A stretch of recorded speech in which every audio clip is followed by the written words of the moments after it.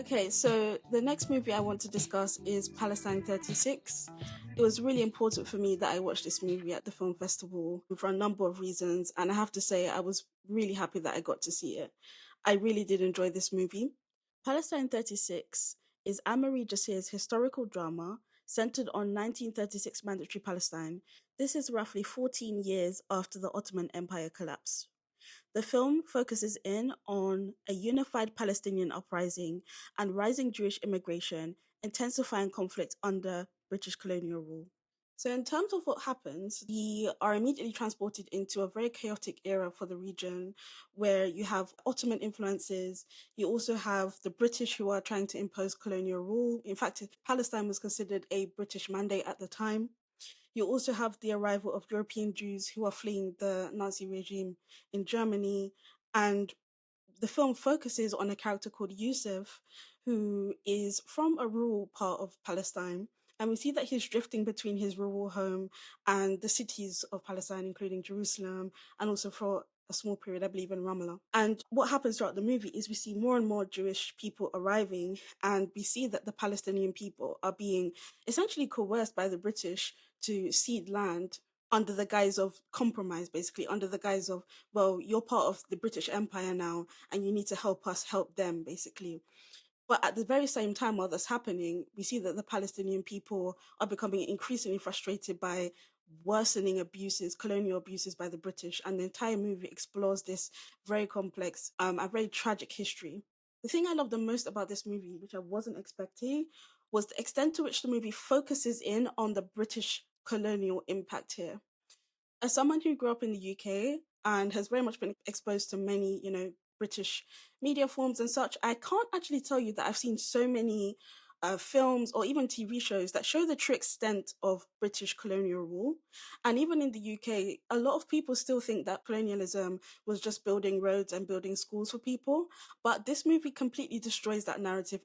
While I'm used to seeing other atrocities in history being well depicted in film and TV, such as Stalin's Soviet Union, such as American slavery, such as Nazi Germany, I haven't necessarily seen as many accurate depictions of how brutal British colonialism was.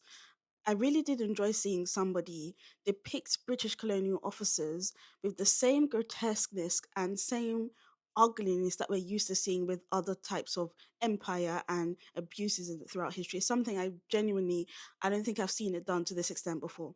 Another thing that I really liked about this movie, directed by Anne-Marie Jassir, a Palestinian director, is that she's not shying away from the nuances of Palestinian people here. I think it can be really easy with these sorts of movies to almost pretend that the core group who's being victimized here, which are the Palestinian people, that they're a monolith and that everybody was in agreement. But she doesn't shy away from the way how there's class conflict, in some ways how there's even gender conflict. And aside from Yusuf, there's a couple who I really, really loved in this movie, and they are Khulud Atef, played by Yasmin Al Masri, and Amir, her husband, who is played by Dafar Le Abdin. And basically, this couple really juxtaposes against rural Palestinian life that we see through Yusuf's eyes. Khulud is a writer, she's a high society woman, she throws lavish parties in which many of the British are invited. Amir's a local businessman, he's quite ruthless, and he's willing to do anything basically to maintain his status in society and his money. And what I really liked about them is we're able to see the way how even within the Palestinian resistance, there were different approaches. And we get to see classism here and how classism is used ultimately by the British to divide and rule over the Palestinians and ultimately take away their land. This couple also helped demonstrate some gender points here. So Khulud, again, she is a writer. She's successful. She's quite a powerful woman. But Amir is a very traditional man. He really just wants her to be quiet and sit in the corner somewhere. And we see that Khulud, maybe it's because she's a woman and how she moves through society. She's very passionate about being on the side of the Palestinian resistance and defending it through her journalism. Whereas Amir, we actually find out, was doing secret deals with the incoming Jewish people to ultimately betray the Palestinian people. And I thought that was a really interesting commentary there. Khulud, she throws a number of very lavish parties with various different British people and high society Palestinian people. And through her parties, we are exposed to the fact that she really doesn't care for the military aspect of the colonial occupation. The main military guy that we see is played by Robert Aramayo.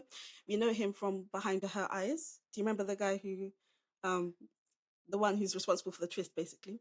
Oh, really? Yeah, he's in, Interesting. and he does very, very well playing a very ruthless British colonial officer.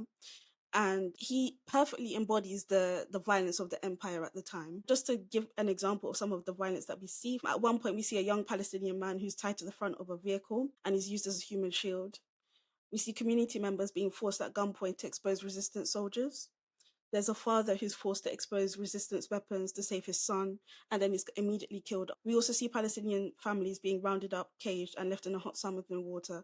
So again, this movie is, one, not trying to hide away from nuance, and two, it's really exposing the horrors that was British colonialism at the time. In terms of performances, as I mentioned, I thought Robert Aramayo was brilliant. I also love the performances by Yasmin Al Masri and Dafala Abdin. And we also have Yusuf, who is played by Karim Daoud Anaya, who I thought did a really good job of demonstrating through his performance, as well as the community around him, the loss that the Palestinian people are experiencing. And I think it was really, really important for me, and also I hope other audiences, to see on the big screen what was at stake here and what continues to be at stake for the Palestinian people. Okay, you really convinced me. I wanted to watch the film anyway. If I'm not mistaken, this was the film that you and I were both supposed to watch, and then our screening got rescheduled, right? Yes, And the day it got rescheduled, it was initially scheduled for the 7th of October, and then it correct, got yes. rescheduled. Okay, noted.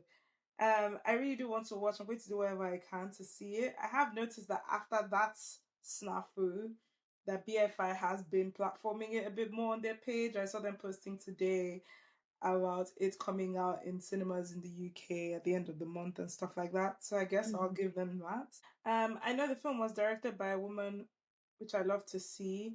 What was the audience like when you were watching it? Was there a lot of women? And also, does the film, in your opinion, does the film pass the Bechdel test? And yeah, how did you feel about how the director's gaze as a woman was? Yeah. So first of all, I was really disappointed in the turnout. And I know that it's partially because of the rescheduling. I really had to fight tooth and nail to get to this screening. I really hope that people go out and support this movie. It's very, very important for all of us to understand it, because I think this is a story that isn't being platformed as much. I think you have to do a lot of digging to understand what happened even during the 1940s, much less the 1930s. And even as someone who's, I like to do, reading around what happened to the Palestinian people, I've tried my best to educate myself.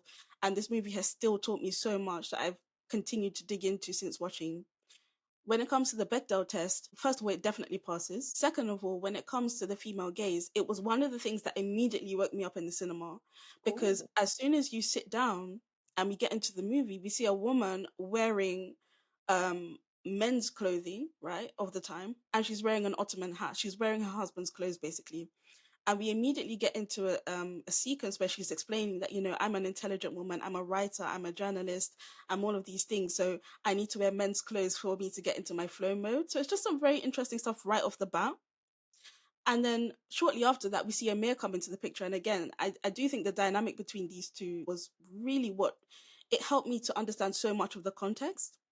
And Amir immediately comes in and says to her, "Well, no, you can't embarrass me. Take off my clothes." And he does it in a playful way, but he's not joking. mm. And I think it's so important for us to see that early on, because when he ultimately continues to disgrace not only his wife, but, depending on how you read the movie, his own people as well, you Oh, see that this is a man who's not interested in anything except maintaining his status and his ego.